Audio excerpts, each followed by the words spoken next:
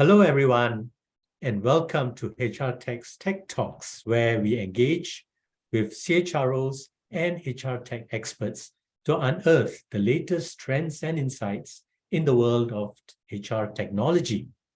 I am Mayank Parekh, and I am delighted to meet Ravi Ravulaparthi, CEO and co-founder of Qapita. Now, Qapita is a digital platform to help startups manage cap tables and ESOPs. It also helps founders, CHROs, and CFOs to organize their equity ownership record in one place, making it the single source of truth. Qapita finally helps companies to also design the right ESOP schemes and issue ESOPs digitally to employees. Welcome to the show, Ravi. Thank you so much, Mayank. Thanks for having me on the show. Welcome.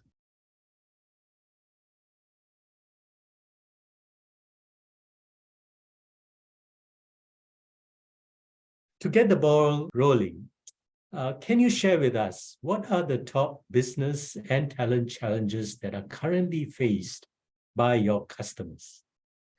Yeah, so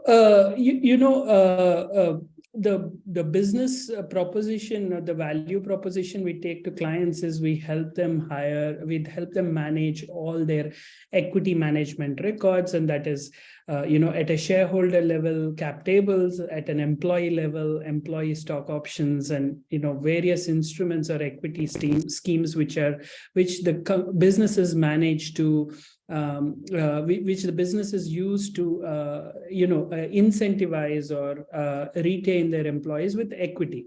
So fundamentally, if you see, we build a system that helps a company manage ownership. And ownership from an employee and a HR leader's perspective extends to employee ownership as well. So to give you a sense, today about 160,000 employees access their ESOPs using Qapita. And that's a large number spread across over 1,200 organizations. And so what is the business problem and why is this important? So two things. One, it is a form of remuneration or compensation. You can look at it that way. That's how an employee looks at equity compensation. And so therefore, from a business perspective, this is how a company attracts talent, how a company retains talent. And also you can add in a layer of employee engagement on top of it. This is not a straightforward form of compensation. This has many nuances to how it's linked to company growth, it's linked to company ownership, and therefore a little bit more complicated to communicate this value proposition to either a prospective employee or a current employee.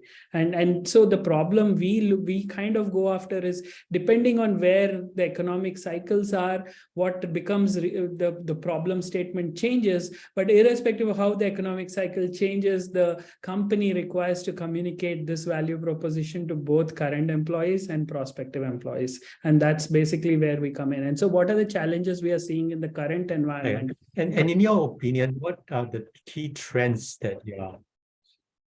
Yeah, so I was just getting on to that, Mayank, in the sense that in the current environment, both how you kind of communicate the value proposition of your ESOP plan to employees becomes more complicated, because I want to know what's the trajectory of the value of those employee stock options that I have received. I want to know what happens to my employee stock options when I leave the company. These are the typical kind of questions that are more relevant in the startup world. In the listed company world, which we also manage beyond the startup stage. When a company becomes a large company and then post-listed company, some of the considerations around my ESOP scheme was given a few years ago. It was designed, the strike prices and some of those aspects which were designed at that time may not be relevant or may not sufficiently incentivize the employee. So can I look at redesigning my plan in the current environment so it is still appropriate for my employee and so on? So Right.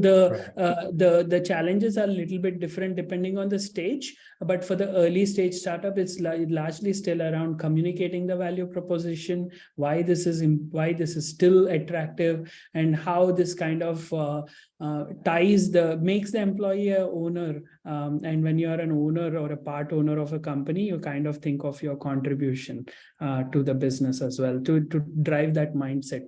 And there are a lot more questions today that employees ask around this than they were asking 2 or 3 years ago. Right.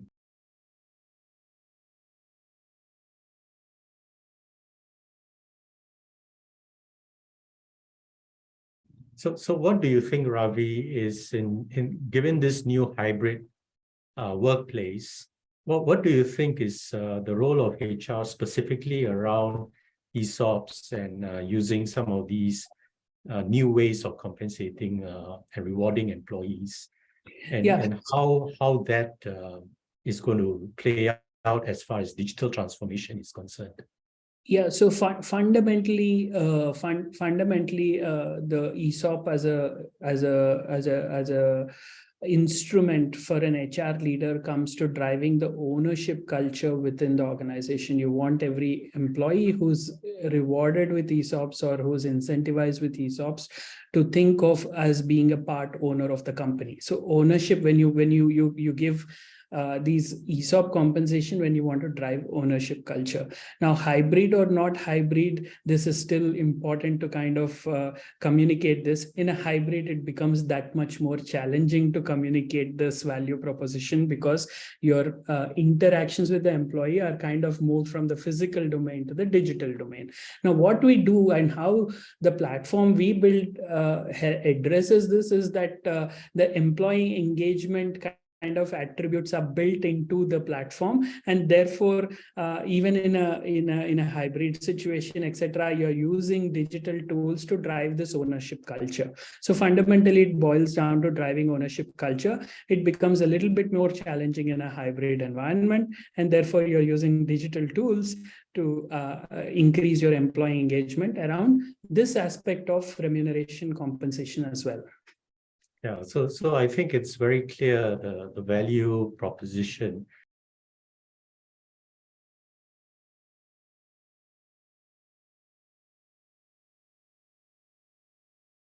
But why do you think sometimes organizations that have these schemes still hesitate to invest in technology to help administer these programs? Yeah, I think sometimes the value proposition of what the technology can bring may not be clear.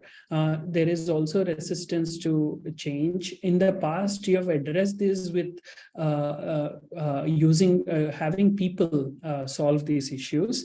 So unless the technology is solving for aspects beyond where the investment in that technology, that value proposition is clear, that this technology is actually changing that engagement, changing how I'm engaging with my employee, then there is always the notion of relying on how this was done in the past, which may have been Excel sheets, which may have been physical letters, email communication, etc., with the employee, and also kind of changing, investing in making this more continuous and real time. If I'm an employee, I'm awarded some kind of stock compensation.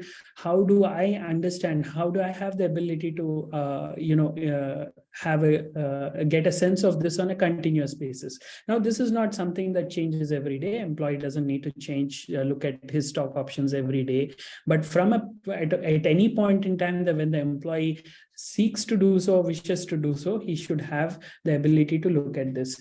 The boundary conditions is where this becomes even more complex. So I am moving within a company from one country to another country. How does my ESOP compensation and taxation get impacted? It's a genuine question an employee will have and needs to know. And some of those things are best addressed when you have an ability to use a digital platform. What happens if I leave the company? What is vested? What is not vested? How much time do I have to exercise? Right. How much do I need to pay to exercise my options? All of this is information employee needs to know and has the right to know, and therefore having a digital platform helps. It also helps to see how you can forecast so from an HR leader's perspective, I want to retain this employee for as long as I can. Does the employee really understand what this stock compensation can mean in the future? Do I have a tool to ability to kind of simulate, forecast, and tell what this might mean from a wealth creation perspective to the employee? So all of that interactions can be fast tracked on a digital platform.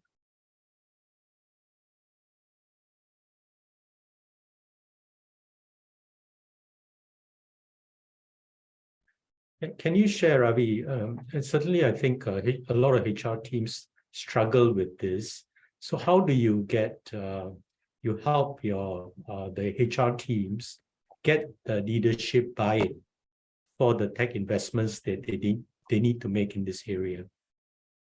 Yeah, I think the best, what we have found as a best tool for ourselves and do this is to build case studies, and this is the best way. So that there are sufficient case studies now to kind of look at how this has kind of helped in various organizations. So there are some groups, and we were just looking at one industrial group, for example, in India that we address, and it's a very large group where there are 17,000 employees who have been given stock options. And now this is actually not even a new, what is generally classified as a new age company. This is a traditional business. Right. And 17,000 people get access to across the group, get access to their stock compensation on a platform. Now, this is what this has resulted in. There is a very rich kind of information available in a case study like that.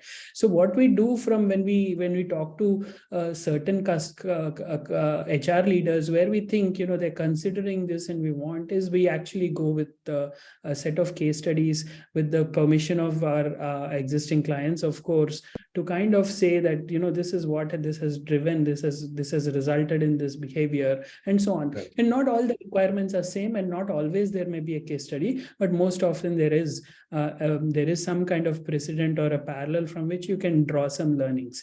What we also do is we actually generate some kind of industry level anonymized databases reports, which you can look at in terms of what has been the trends in the last few years, what have generally companies done.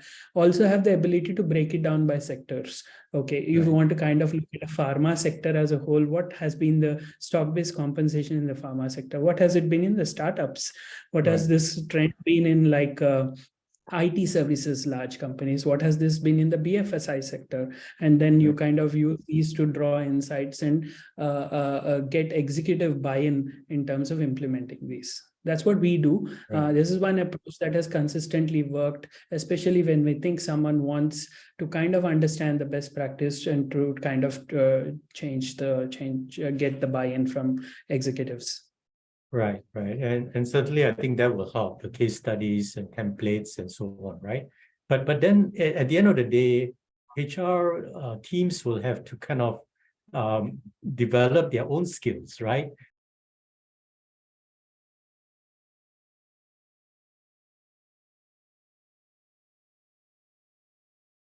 So how do we help HR, you think, get more data-driven and more tech-savvy in terms of their processes?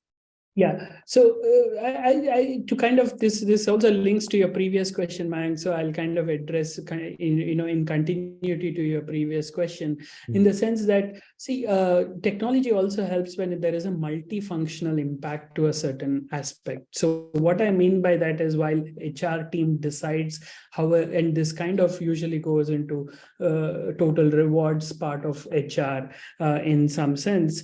And so while the HR teams drive how an ESOP compensation is driven or how executive compensation is driven, and usually there are multiple plans in large organizations. So top management plan is different from middle management, sometimes different from rank and file. When you have 17,000 employees getting ESOPs, not all 17,000 may be on the same plan, right? Like in that kind of organization, the top management would probably have a different plan. So first is multiple different plans. demands are there. Second is, to manage this kind of scale, you need technology. You can't rely on non-technology solutions. Third is the multifunction impact, and that's the most important one. What I mean by that is this obviously impacts accounting. This impacts compliance, both aspects. And therefore, this interacts with the CFO's office. This also interacts in a listed company with what is typically a compliance or a company secretarial part of the company, which is to do with shares, which is to do with share registries, and so on. And therefore, if the usage of technology also means that the deliverable that the HR function has to its stakeholders and other departments in the organization also becomes automated. And that is usually a very strong driver. So even as you think about an early stage company evolving, the moment the number of employees crosses a certain number and so on, it almost becomes more efficient to use technology than to manage it in the old fashioned way on Excel and so on. And so that kind of drives adoption. So these are two aspects. The third aspect, which is a macro aspect, is more and more companies get buy-in into this ownership culture, is when this really kind of as a ecosystem, and this drives behavior. So this changes the usage of this. What I mean by that is, if 8 companies around me have a stock-based compensation, then the remaining 2 companies, being in the market they are in, would also want to kind of go towards an ownership culture and drive, because the employee market, and from as a HR expert, that it's a very fluid market, and therefore that kind of drives adoption. And where we are in this region, I think that's just beginning to take off, not just driven by startups, of course, but even large businesses, established businesses. What you think of as old established businesses have also kind of moved to ownership culture, and that is that kind of is driven by the talent market, which is uniform for everyone. You're on level playing ground when it comes to talent.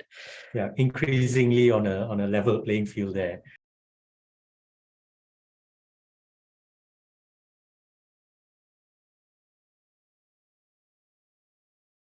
Yeah, just a final question. What advice would you give enterprises out there who are getting started on this ownership culture journey?